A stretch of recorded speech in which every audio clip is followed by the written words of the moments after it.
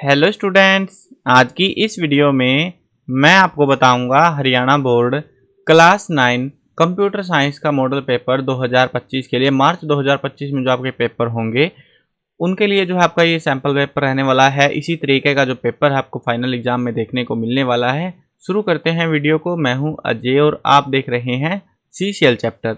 लेकिन वीडियो शुरू करने से पहले आपको बता दूं, अगर आपको 9th क्लास के किसी भी सब्जेक्ट के जो है मॉडल पेपर की वीडियो देखनी है या फिर इंपॉर्टेंट क्वेश्चंस की वीडियो देखनी है, ओल्ड क्वेश्चन पेपर सॉल्यूशंस की वीडियो देखनी है, डिस्क्रिप्शन में प्लेलिस्ट के लिंक मिल जाएंगे, वहां से देख लेना। उसके अलावा आपको एक वेबसाइट बता देता हूं जो आपको बहुत काम आएगी। गूगल पर जाओ और ये नाम सर्च कर लेना cclchapter.com। इस वेबसाइट पर आपको हरियाणा बोर्ड के लिए सारा जो स्टडी मटेरियल है वो मिल जाए, जिसमें आपको पेपर्स, मॉडल पेपर्स की आंसर की PDF भी आपको मिलेंगी, पेपर्स वगैरह के सॉल्यूशन सब चीज़ आपको मिलेंगी जो जो आपको चाहिए होती है। तो इस वेबसाइट पर जरूर विजिट करना, बहुत काम आएगी। अब पेपर देखते हैं। पेपर का सॉल्यूशन एनुअल पेपर है 2025 का। अब इसके अंदर जो है आपका जो कंप्यूटर साइंस है ये 2.5 घंटे का पेपर होगा। आपका 40 नंबर का जो है पेपर आपका लिया जाएगा और इनमें जो है आपको अलग अलग टाइप के MCQ, fill in the blank, long short सभी टाइप के जो क्वेश्चन है वो आपको देखने को मिलेंगे। चलो अब आंसर सॉल्यूशन शुरू करते हैं पेपर का। फर्स्ट क्वेश्चन है shortcut key used to create a new folder. New folder आपको क्रिएट करना है तो उसके लिए शॉर्टकट की पूछ रखी है, क्या होगी? तो वो क्या होगी? Ctrl+Shift+N। तो ये आपकी जो है शॉर्टकट की यूज की जाएगी। नेक्स्ट क्वेश्चन है default font size in MS word. MS word में जो डिफॉल्ट फॉन्ट साइज होता है वो कितना होता है? 11 का होता है। ठीक है, 11C ऑप्शन रहेगा हमारा इसका। नेक्स्ट क्वेश्चन है Ctrl+N is used to. Ctrl+N जब हम यूज करते हैं तो किसके लिए यूज करते हैं? Save the document. देखो वैसे तो सबका पता होना चाहिए आपको, क्लोज डॉक्यूमेंट के लिए, क्रिएट डॉक्यूमेंट के लिए, सबकी शॉर्टकट्स आपको याद होनी चाहिए बेसिक सी, जो कि आपके काम आएंगी। मेनली जो है सेव डॉक्यूमेंट, जैसे Ctrl+S दबा दिया। ओपन द डॉक्यूमेंट के लिए कौन सा यूज करना है? Create new document. तो अभी जो Ctrl+N हम दबा रहे हैं तो उसमें जो हमारा आंसर रहेगा वो है क्रिएट अ न्यू डॉक्यूमेंट। नया दस्तावेज बनाने के लिए हम इसका इस्तेमाल करते हैं। The shortcut key to copy a file. File को कॉपी करने के लिए क्या करते हैं? Ctrl+C करते हैं। कट करने के लिए Ctrl+X करते हैं। प्रिंट करने के लिए Ctrl+P करते हैं और पेस्ट करने के लिए Ctrl+V का इस्तेमाल किया जाता है। तो फिलहाल हम Ctrl+C हमारा जो आंसर रहेगा कॉपी फाइल करने के लिए। Every formula in Excel start with. Excel में जो है हर एक फॉर्मूला जो स्टार्ट होता है वो किसके साथ स्टार्ट होता है? इज इक्वल टू से लिखते हैं ना, इज इक्वल टू x2, ऐसे जो भी लिखना होता है तो इज इक्वल टू हमें लगाना पड़ता है, ये वाला सिंबल। ठीक है, नेक्स्ट क्वेश्चन देखते हैं। File extension of power point presentation is. Power point presentation में जो फाइल होती है उसके लास्ट में जैसे PDF होती है, .pdf लिखा होता है ना फाइलों में, अगर आप कंप्यूटर यूज करते हो .pdf लिखा, ऐसे ही पावर पॉइंट प्रेजेंटेशन की जो फाइल एक्सटेंशन है वो क्या होती है? तो वो होती है डॉट लगा के PPTX। PPTX जो है इसमें इस्तेमाल किया जाता है PowerPoint presentation. Next question है, दो क्वेश्चन आएंगे ट्रू फॉल्स टाइप के। File extension of MS Excel is .xlsx। तो ये MS एक्सेल का जो है ये सही है या गलत है? तो ये बिल्कुल सही एक्सटेंशन। नेक्स्ट क्वेश्चन है MS power point is presentation type of software. तो MS पावर पॉइंट जो है प्रेजेंटेशन टाइप का सॉफ्टवेयर है, तो ये भी बिल्कुल ट्रू है, सही है। आगे जो है आपको दो क्वेश्चन मिलेंगे। दोनों क्वेश्चन में आपको असर्शन रीजन टाइप के क्वेश्चन मिलेंगे। इसमें जो है आपको 4 ऑप्शन है, क्वेश्चन नीचे दिए हुए इन्होंने 4 ऑप्शन है हमारे पास में। पहला है अगर दोनों स्टेटमेंट सही हैं, ये क्वेश्चन थोड़ा अच्छे से समझ लेना, काफ़ी इंपॉर्टेंट रहते हैं ये। दोनों स्टेटमेंट अगर सही हैं तो आपका A या B में से रहेगा, अगर वो करेक्ट एक्सप्लेनेशन है या फिर नहीं है, और या फिर कोई स्टेटमेंट गलत है तो सबसे आसान है अगर कोई स्टेटमेंट हमें गलत मिल जाती है। तो अगर नहीं मिल पाती है तो फिर ऊपर वालों में से हमें डिसाइड करना पड़ेगा, जिसमें बहुत सारे स्टूडेंट जो है गलतियां कर देते हैं। तो चलो बता देता हूँ आपका आंसर क्या, किस तरीके से क्या रहेगा। पहला जो क्वेश्चन देखो आप, 9th क्वेश्चन, इसमें असर्शन दे रखा है keyboard is used to type data. बिल्कुल सही बात लग रही है। और instructions and for some other function. तो हम जो है कीबोर्ड का यूज करते हैं डाटा टाइप करने के लिए, इंस्ट्रक्शंस वगैरह के लिए। बिल्कुल सही बात है, सही स्टेटमेंट है ना, तो ये हमारी स्टेटमेंट सही है। रीजन देख लेते हैं, keyboard is a popular input device. Keyboard एक पॉपुलर इनपुट डिवाइस है, तो ये भी बात सही है। अब यहाँ पर जो है आप सोचोगे कि सर अब मतलब हमारा ऑप्शन या तो A होगा या फिर B होगा, वो कैसे डिसाइड होगा? तो देखो असर्शन में इन्होंने किसकी बात करी? कीबोर्ड की बात करी। भैया कीबोर्ड जो है डाटा फीड करने के काम का जो है डिवाइस होता है। और उसके पीछे कारण क्या है, क्योंकि कीबोर्ड एक पॉपुलर डिवाइस है इसलिए हम कीबोर्ड का यूज करते हैं। तो ये इसका रीजन सेटिस्फाइड है कि हाँ भैया यही वो कारण है जिस वजह से हम कीबोर्ड, और भी बहुत सारे इनपुट है लेकिन हम उनको यूज नहीं करते हैं। क्यों नहीं करते? क्योंकि कीबोर्ड एक पॉपुलर डिवाइस है। उसके पीछे जो रीजन है वो भी सेटिस्फाइड है। तो हमारा ऑप्शन रहेगा ऑप्शन नंबर ए। ठीक है, ए ऑप्शन क्या था हमारा? Both A and R are correct and R is correct explanation of A. ठीक है, समझ गए। आगे बढ़ते हैं नेक्स्ट क्वेश्चन पे। A file is the common storage unit in computer. एक फाइल जो है कॉमन स्टोरेज यूनिट होती है कंप्यूटर के अंदर, बिल्कुल सही बात है। रीजन दे रखा है इसका, a folder is a container that hold one और मोर फाइल एज वेल एज सब फोल्डर। तो एक फोल्डर जो है वो कंटेन करता है या होल्ड करता है बहुत सारी फाइलों को सब फोल्डर के अंदर। तो और मतलब साथ में सब फोल्डर वगैरह भी। तो ये भी स्टेटमेंट बिल्कुल सही है।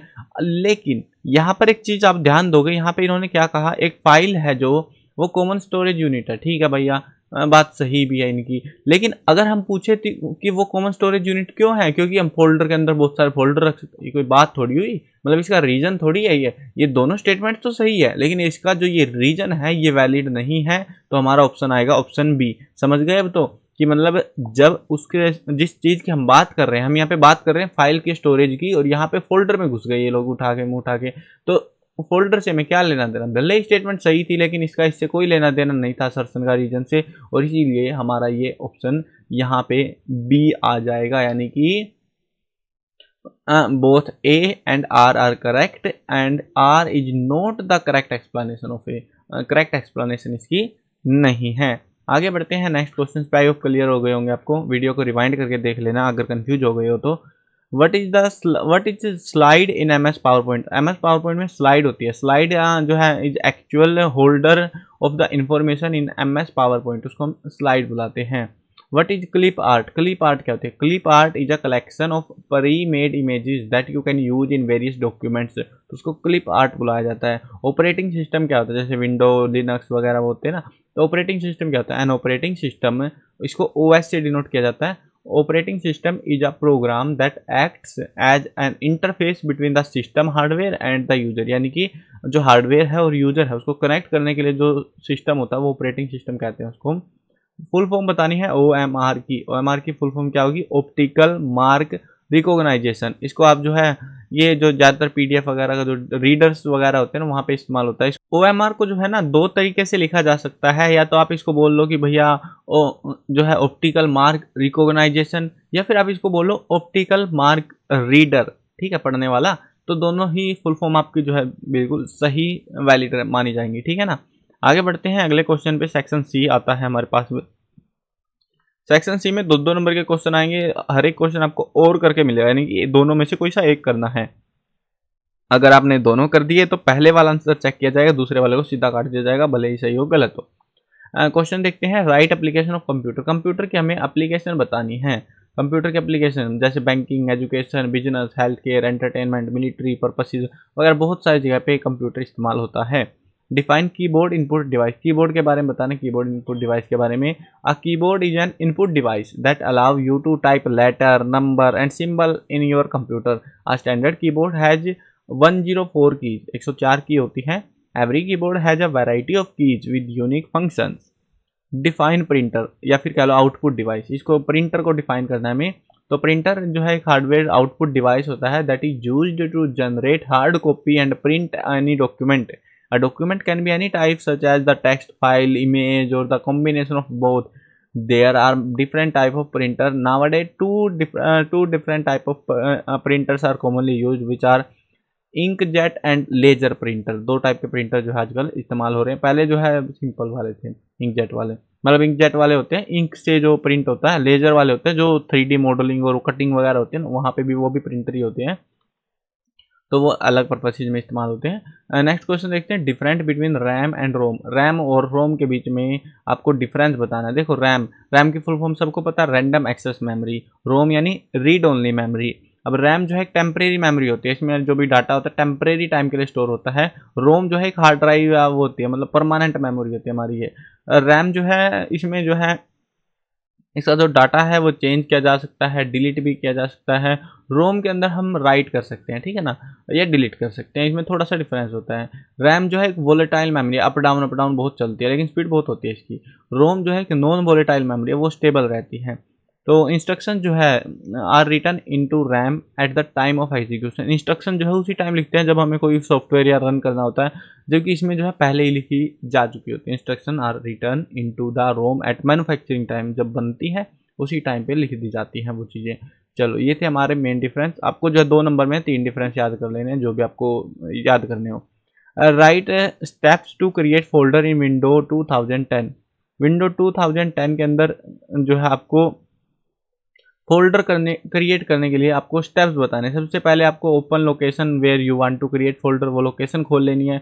उसके बाद राइट क्लिक करना है, फिर एक पॉपअप खुलेगा और पॉपअप खुलने के बाद में सिलेक्ट न्यू करना है आपको और ओपन दैट फोल्डर ऑप्शन को करना है और उसमें फोल्डर का नाम भर के एंटर मार देना है। विंडो अभी जो रिसेंट विंडो चले उनमें भी ऑलमोस्ट सेम सा प्रोसेस रहता है आपका। What are bullets and numbering in M S Word. Bullet और नंबरिंग क्या होती है एम एस वर्ड के अंदर, तो वो हमसे यहाँ पे पूछा गया है। अरे रुको, एक और था ना यहाँ पे, हाँ, write step to delete folder in window 2000। Delete करने के क्या स्टेप्स रहेंगे? डिलीट करने के लिए पहले राइट क्लिक करना है फोल्डर के ऊपर, उसके बाद एक डायलॉग बॉक्स आएगा, उसमें आपको डिलीट का ऑप्शन मिल जाएगा, उस पर क्लिक करना है, यस करना है और फिर वो जो फोल्डर है वो रिसाइकल बिन में चला जाएगा। तो इस तरीके से रहेगा आपका। अब जो है अगला क्वेश्चन देखते हैं, बुलेट और नंबरिंग क्या होती है एम एस वर्ड में। देखो, बुलेट्स आर स्मॉल डॉट्स, जो है ना आपने देखा होगा ये ऐसे लगे होते हैं वो बिंदु से, या फिर आप स्क्वायर भी लगा सकते हो, डैश भी लगा सकते हो, और graphic that are often seen before the text, word, line, sentence, paragraph और एनी अदर ऑब्जेक्ट। तो वो जो है हमारे क्या होते हैं, बुलेट्स होते हैं। और नंबरिंग क्या होती है? Numbering are used to show the order और sequence of item in a list 1 2 3 4 ऐसे करके जो है उसको नंबरिंग बोल देते हैं बस हम। नेक्स्ट क्वेश्चन देखो, सम और काउंट का जो है हमें बताना है कि इनके फंक्शंस के बारे में एक्सप्लेन आउट करना है। सम फंक्शन, द सम जो है ये फंक्शन जो है formula perform addition on selected cells, मतलब ये एक्सेल वगैरह में यूज होता है।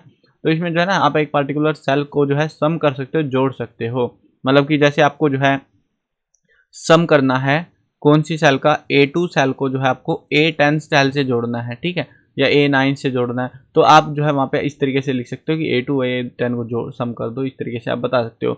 उसके बाद है काउंट। काउंट जो फंक्शन होता है वो काउंटिंग करने के काम आता है, ऑब्वियस सी बात है। तो फॉर्मूला जो है count the total number of selected cells, selected cell जितने उनको काउंट करने का काम आता है। It will not count the blank cell, इसमें ब्लैंक सेल जो होंगी जिसमें कुछ नहीं लिखा होगा उनको काउंट नहीं करता। And different data formula formats other than numeric के अलावा, ठीक है। एग्जाम्पल जैसे हम काउंट में लिखेंगे A1 को A20 तक काउंट करो यहाँ तक, तो इस सेल के बीच में अगर कोई ब्लैंक है तो छोड़ दो उसको। तो इस तरीके से ये काउंट अप काम आता है, ठीक है ना।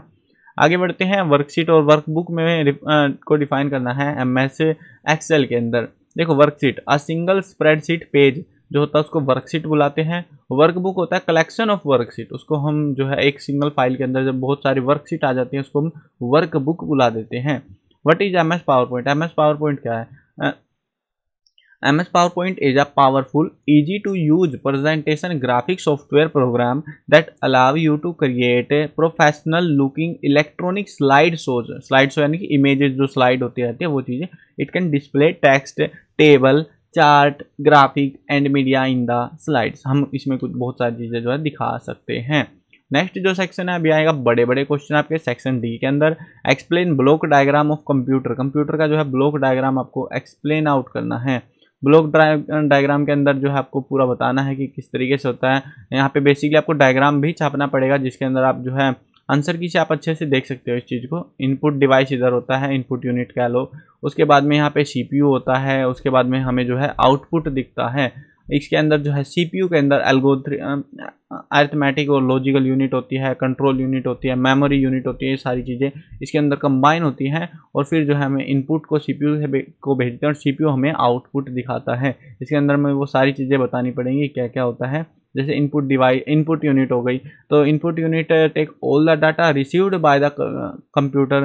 The input unit comprises different devices such as mouse, keyboard, scanner. अलग अलग चीज़ों से जब हम इनपुट देते हैं कंप्यूटर को तो वो इनपुट यूनिट हो जाती है। उसके बाद आती है कंट्रोल यूनिट। कंट्रोल यूनिट भी क्या करती है? कंट्रोलर होता है ये all the type of activity, task और ऑपरेशंस का all these operations are performed inside the computer, सभी कंप्यूटर के अंदर परफॉर्म किए जाते हैं। The control unit ensure that all task inside the computer work together smoothly, और वो एंश्योर करता है कि वो सारे काम प्रॉपरली करता रहे कंप्यूटर, ठीक है।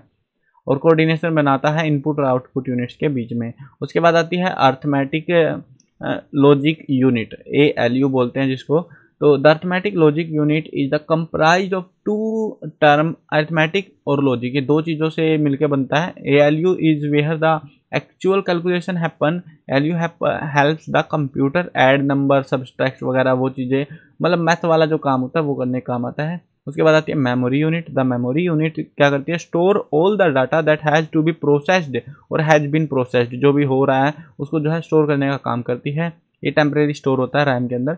उसके बाद आउटपुट यूनिट। आउटपुट यूनिट जो है is like a part of computer that shows you the result, जिसके बारे में आपने जो भी पूछा हुआ था डिस्प्ले वगैरह पे वो शो होता है। तो इस तरीके से है। नेक्स्ट क्वेश्चन है एडवांटेज या फिर डिसएडवांटेज बताने हैं कंप्यूटर के। तो पहले एडवांटेज देख लो, स्पीड, आप कह सकते हो स्पीड की, बहुत स्पीड में हम काम कर सकते हैं विदाउट टायर के। कैलकुलेशन करनी है, बहुत बड़ी बड़ी कैलकुलेशन कर सकते हैं। स्टोर कर सकते हैं बहुत सारे लार्ज अमाउंट ऑफ डाटा को। मल्टीटास्किंग हम कर सकते हैं इसके अंदर एक ही टाइम पे, है ना। अब वैसे ही इसके डिसएडवांटेज देखें तो डिसीजन, ये खुद, क्योंकि एक रोबोट है, कह लो मशीन है, ये खुद के डिसीजन नहीं ले सकता। हेल्थ के मामले में देखें तो सिटिंग जो है, हम बैठे रहते हैं कंप्यूटर के सामने, तो हमारी हेल्थ पे इम्पैक्ट पड़ता है, आई साइट पे इम्पैक्ट पड़ता है, और फिजिकल डेवलपमेंट पे भी इम्पैक्ट पड़ता है। उसके बाद में time, it can waste a lot of your time if not use properly, अगर सही ढंग से इस्तेमाल नहीं करते तो आपका टाइम भी बर्बाद कर देता है। बहुत सारे बच्चे ऐसे टाइम पास करते रहते हैं कंप्यूटर्स पे ना। उसके अलावा साइबर क्राइम, इंटरनेट की मदद से जो है साइबर क्राइम बढ़ रहे हैं, डाटा को स्टील करना, बैंकिंग फ्रॉड वगैरह होते हैं। और डिसएडवांटेज भी देखो, एडवांटेज होते हैं हर चीज़ के इस दुनिया में, जब जिसके भी एडवांटेज है उसके डिसएडवांटेज होते ही होते हैं। वो हमारे ऊपर है, हम उसको कैसे इस्तेमाल करते हैं। अगला क्वेश्चन देखते हैं। नेक्स्ट क्वेश्चन हमारा, दो क्वेश्चन रह गए आपके 14th और 15th नंबर का। What is alignment, what are different type of alignment available in MS Word. तो अलाइनमेंट क्या है, अलग अलग टाइप के अलाइनमेंट का को डिस्क्राइब करना है। अलाइनमेंट जो है रेफर करता है पोजीशन ऑफ द टेक्स्ट और object with in a document. एक डॉक्यूमेंट के अंदर जो टेक्स्ट की पोजीशन है या ऑब्जेक्ट की, उसको अलाइनमेंट बोलते हैं। यानी कि लेफ्ट अलाइनमेंट लेफ्ट साइड में है, सेंटर में तो सेंटर अलाइनमेंट, राइट में तो राइट अलाइनमेंट, तो इस तरीके से बोलते हैं। बस इसको ये डिस्क्राइब आउट करना है।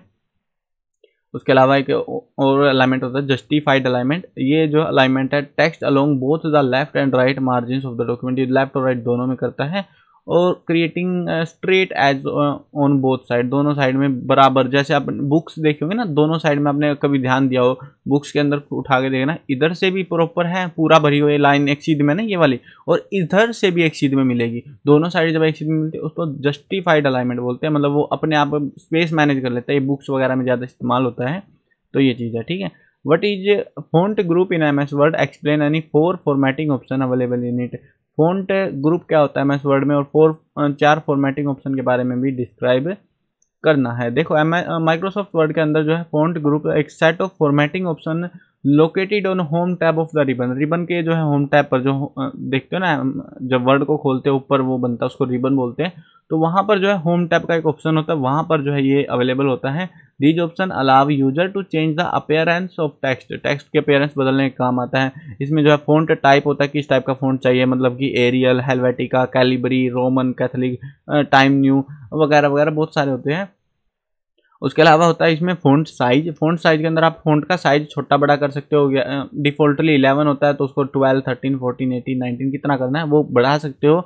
उसके बाद में ऑप्शन होता है बोल्ड का, बी, कंट्रोल बी भी इस्तेमाल कर लेते हैं हम शॉर्टकट में। तो बोल्ड से क्या होता है, वो टेक्स्ट हाईलाइट हो जाता है बोल्ड करने से। उसके अलावा ऑप्शन होता है इसमें इटैलिक का, इटैलिक यानी टेढ़ा अक्षर करना, इटैलिक स्टाइल में यूज होता है इसमें अभी। तो ये चीज़ होती है, ठीक है। 4 के बारे में बताना, 4 फॉर्मेटिंग ऑप्शन। नेक्स्ट क्वेश्चन देखो, what is chart in MS Excel. MS Excel के अंदर चार्ट क्या होता है, और different type of chart available in MS Excel. तो अलग अलग टाइप के चार्ट के बारे में डिस्क्राइब करना है। एक चार्ट जो है जियोग्राफिकल रिप्रेजेंटेशन होती है डाटा की, मतलब कि हम इमेज के थ्रू काइंड ऑफ कह सकते हो, चार्ट के थ्रू अपने डाटा को रिप्रेजेंट करते हैं ईजी वे में। It is a visual way to display numeric information making it easier to understand trends. Trend समझने के काम आता है कि बाइंग ज़्यादा हो रही है किसी चीज़ में, सेलिंग ज़्यादा हो रही है, या वो चीज़ है, वो पैटर्न्स को समझने के काम आता है। अब इसके अंदर जो है टाइप ऑफ चार्ट भी हमसे पूछा गया था। टाइप ऑफ चार्ट कौन कौन से होते हैं, देखो कॉलम चार्ट होता है, इसके अंदर जो है कॉलम चार्ट, बार चार्ट होता है, लाइन चार्ट होता है, पाई चार्ट होता है, एरिया चार्ट होता है। इनको डिस्क्राइब आउट कर सकते हो, आंसर की से अच्छे से इनको पढ़ लेना। नेक्स्ट क्वेश्चन देखो, डिफाइन फॉलोइंग टर्म है, इनको डिफाइन करना है। रो क्या होता है, कॉलम क्या होता है, सेल क्या होता है, सेल एड्रेस क्या होता है, तो इनके बारे में हमें डिस्क्राइब करना है। देखो रो क्या होता है, row refer to the horizontal series of cells. Horizontal series होती है सेल्स की, उनको रो बुलाते हैं हम। ये जो है identified by number, typically starting from 1 at the top and increasing downward, और नीचे जाते जाते बढ़ती जाती है, मतलब कि ऐसे जो है उनको रो बुलाते हैं। फिर ऐसे ही इसका उल्टा होता है कॉलम, ठीक है। कॉलम कैसे होता है, ऐसे करके, मतलब इस तरीके से जाएंगे जब हम, तो कॉलम जो है एक्सेल में रेफर करता है vertical series of cells, vertical series इस टाइप की, ठीक है, खड़ी हुई। Column are identified by letter starting from A on the left and increasing to the right, ऐसे बढ़ता है। सेल क्या होता है, a cell is the basic unit of spreadsheet in Excel. It is the intersection point of a row and column. Intersection point होता है row और column का। Each cell can contain text, number, formula और other type of data, जो भी हमें भरना है वो यहाँ पे भर सकते हैं। और लास्ट हमसे पूछा था सेल एड्रेस क्या होता है। अ सेल एड्रेस, इसको जो हम सेल रेफरेंस भी बुलाते हैं, is a unique identifier for specific cell in a Excel spreadsheet. It consist of a column letter followed by the number, row number such as A1, जैसे है ना, मतलब रो और कॉलम को, रो और कॉलम समझ रहे हो, मतलब कि आपको एक आइडेंटिफाई कराऊं तो देखो, जैसे हमारी ये हो गई कॉलम, ठीक है, ये हो गई हमारी रो, ये बना दी मैंने। अब ये क्या हो गई 1 2 3, और यहाँ पे A B C D ऐसे करते हुए आगे जाते रहेंगे हम।